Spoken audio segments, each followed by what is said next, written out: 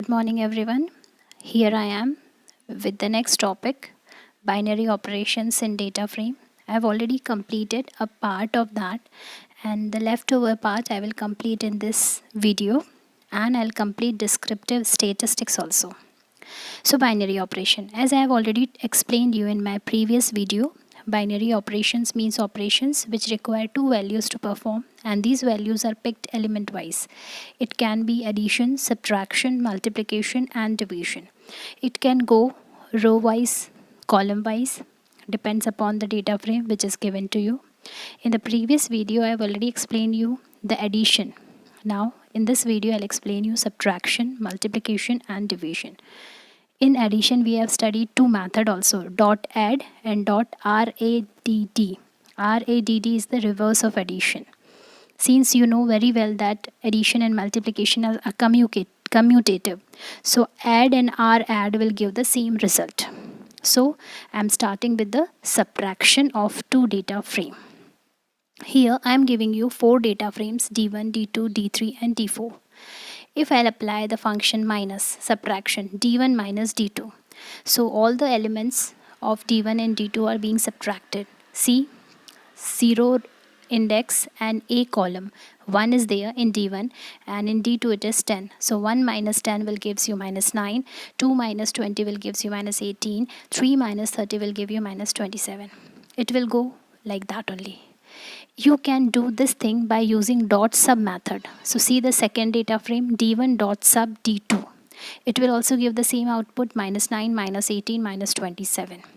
But if you apply R sub, means reverse of subtraction, R sub method, it will give you the positive result. So R sub will give you a different answer in subtraction and division, not in addition and multiplication, because they both are commutative. So it is 9, 18 and 27. Subtraction of data frame again, but now I'm subtracting D1 and D3 because they don't have the same number of rows and columns. So see, D1 minus D3, the first output data frame, it will give you 1 minus 10, 1 minus 100, that is minus 99, 2 minus 200, that is minus 198, 3 minus 300, that is minus 297. Similarly, if you are applying dot sub method, so it will give you the same outputs, minus 99, minus 198, minus 297. But one important thing is that in the D1 data frame, we have 3 rows, 0 with index 0, 1 and 2. But in D3, we have only 2 rows with index 0 and 1. So what should be the result when we subtract the second index row of D1 with no row of D3? It will be NaN, not a number. You can also use dot R sub method if you want to subtract. It will also give the same output without negative sign. Again, subtraction of data frame. Now we are subtracting D1 and D4. So it will subtract 1 and 1000, so minus 999, 2 and 2000, so minus 1998. But we do not have any C column in D4 and we have C column in D1. So what will be the answer? Not a number, not a number, not a number for column C. And row index 1 and row index 2 will go for the same subtraction, 4 minus to 7 minus, as it is, as we have done in the previous slides. You can also use dot sub method. It will also give the same output. But if you use R sub, it will give the output but with positive sign. Means actually when you are using R sub, it is taking the bigger number first and the smaller number second, since it is reverse of subtraction. So it always give the answer as positive answer. So R sub is reverse subtract, which give different answer in subtraction, as subtraction is not commutative. You know this thing very well. This thing you have already studied in mathematics in very lower classes. So subtraction of data frame is completed. We can subtract any data frame. It is not necessary that it has same number of rows and columns. Now multiplication of data frame. You can also multiply two data frame. So each and every individual element of the data frames are to be multiplied. See here D1 and D2. So D1 star D2 will give you 1 into 10, 2 into 20, 3 into 30, 4 into 40, like that. So output is given in the first one. Similarly, you can use MUL method, D1 dot MUL, and in bracket the second data frame. So it is giving the multiplicative answer, 1 into 10, 10, 2 into 20, 40, 3 into 30, 90. Other than that, you can also use RMUL, but RMUL will also give the same output, since you know very well multiplication is also commutative. So 1 into 10, 2 into 20, 3 into 30, 7 into 70, like that output it will give. Similarly, you can multiply D1 and D3. You can also multiply D1 and D4. Whatever rows and columns are missing, in place of that row and column, answer will be NaN, that is not a number. Means when we multiply D1 and D3, we will have second row index as NaN, and when we will multiply D1 and D4, C column will come as NaN. Now division of data frame. As we have done addition, subtraction, multiplication, we can also divide the data frames. For that we will use slash operator, D1 slash D2. So 1 slash 10 will give you 0.1, 2 slash 20 will give you 0.1, 3 slash 30 will give you 0.1, and it will go on similarly. You can also use div method, D1 dot div in bracket D2. It will also give the same output, 0.1, 0.1, 0.1 in all the rows. And if you are using rdiv, that is reverse of division, so in that case 10 upon 1 will be the output, means 20 upon 2, 30 upon 3, 40 upon 4. Since it is reverse of division, so your divisor will become dividend and dividend will become divisor. So its answer is 10 upon 1, that is 10.0, 2 upon 2, that is 10.0, 3 upon 30 upon 3, that is 10.0. Similarly, you can divide D1 and D3, D2 and D3, D1 and D4. Each and every data frames can be divided with one another, but you only have to take care that whatever rows and columns are not available, if one data frame has row and column and another do not have, so in the answer you will get NaN, not a number in that particular row or in that particular column. So here binary operation is over. Now the next topic is descriptive statistics with pandas. Python pandas is a widely used data science library, and it offers many useful functions. So many functions you have already studied, and so many I will going to explain you. Among many other functions, the functions offered by pandas also include many useful statistical functions. If you remember, you have studied in mathematics different kind of mathematical functions like mean, median, mode. So here Python panda library is also giving you different kind of statistical function which you can use to do any kind of comparison, to do any kind of analysis. And they are min for minimum, max for maximum, mode, mean, median, count, sum, quantile, STD, and variance. Here sum is used to sum the different values which are given in the row or column. Count is used to know the number of rows or the entries, not a number entries in that. Quantile is used to find out the fourth value or the quarter value from the given data, and STD is used to find out the standard deviation, and variance is used to find out the variance. Now I'm starting with max function. For the max function, first of all I have created a data frame, and the name of the data frame is PRODF, PRODF, and data frame method is used to create it. You can see different rows and columns, ACC, Eco, IP, Maths, English, these are the different rows index, ABC are the column heading. Now if I will apply it, see the second table, print prodf dot max, it will give you the maximum value from each and every column. From every column it is giving you the different values. Likewise, in the A column the maximum value is 99, in B it is 100, in C it is 99, and in D it is 97.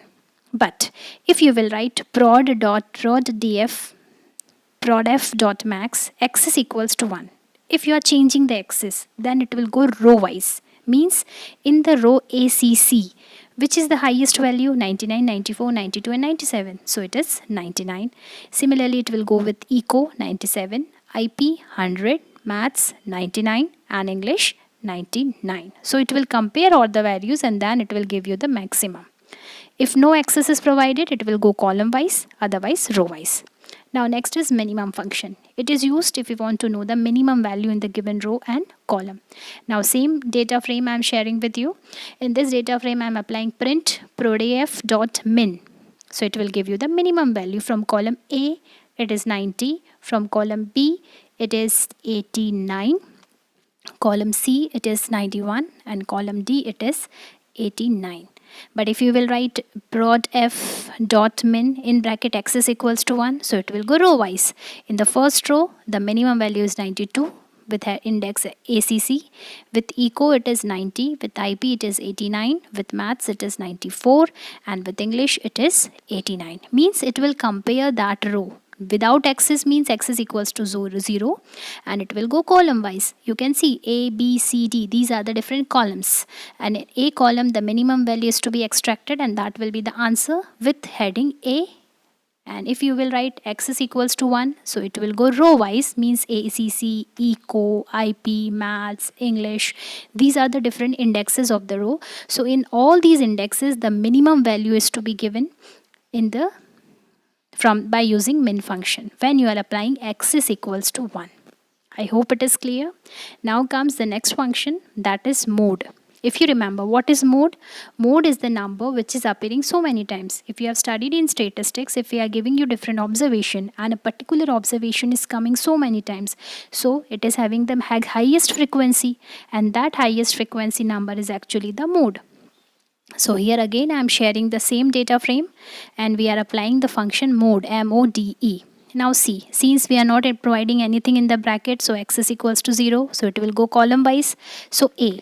In A, which number is coming maximum? 99, 90, 89, 94, 90. Here 90 is coming 2 times, so 90 will be the mod. Similarly in column B, it is 94, 94, 100, not a number, 89. So 94 is coming 2 times, so it is the mode. I hope it is clear.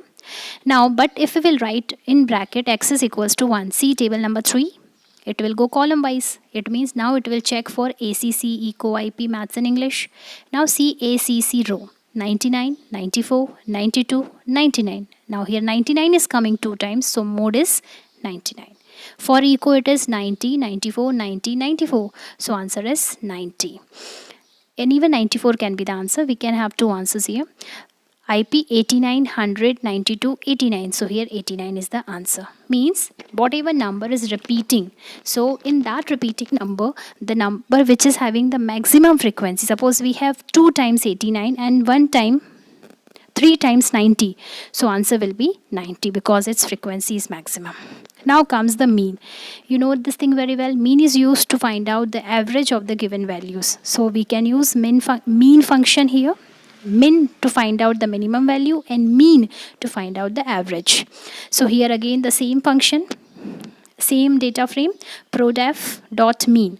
So it will take x is equals to 0, means for column A all the values are added and divided by 5. That will be the mean. Similarly, it will go for B, C and D. Now in B column, we have 4 entries actually. One entry is not a number. So it will be all will be added, but it will be divided by 4, not by 5. Are you getting? We have studied the same in MySQL also. If we are taking a null entry, so that will not be counted in finding the mean. For column C, it is divided by 5, and column D, all are added and then divided by 4.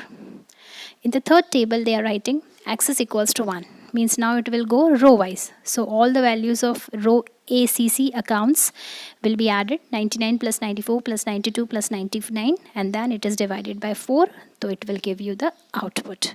So mean function is used to find out the average value of the given data according to a particular row or according to a particular column. It depends what you are writing in the bracket. If bracket is empty, so x is 0, then it will go column wise.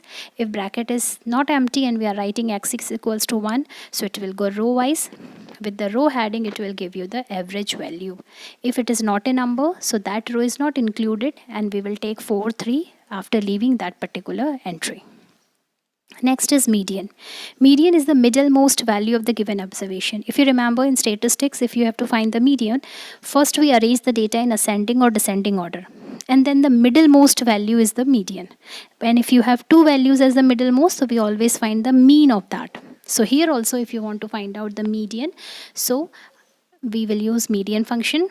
If we will write prod df dot median, it will go column wise, and if we will write prod df dot median x is equals to 1, it will go row wise accounts, then eco, then IP, then maths and then English. First it will arrange the data automatically in ascending order and then take the middlemost value. If two values are coming middlemost, then it will find out the mean of both the values, and that will be the answer of that. I hope it is clear to you. Next function is count function. Again, I am sharing the same data frame with you. Count function counts the non-NA entries for each row or column. Means if you have any entry in that particular column, so that will be counted. If it is NaN, so that is not counted. Again, it will go axis wise, means if axis is 0, so column wise. If axis is 1, so it is row wise. So see the first output, prodef dot count. It is counting column wise. So column A, 99, 94, 95, NaN and 97. Total 5. But out of that, 1 is not a number. So output is 4. In B, we do not have any not a number. So it is 5. C again, 1 not a number. So 4. D, no not a number. So 5. Means it is counting the total number of entries. It should be not null. If any not a number entry is coming, so that will not be counted. In the third table, it is prodef dot count, but access is 1. So it will go according to heading accounts, eco, IP, maths and English. Accounts have 4 entries, eco 3, IP 4, maths 3 and English 4. Next function is sum.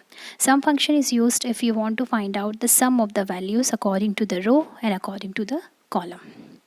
Sum function, if we are writing without nothing in the bracket, prodef dot sum, so it will go column wise. So all the entries of column A, 99 plus 94 plus 95 plus 97. Since not a number is not counted in count function, so it will not be counted in sum.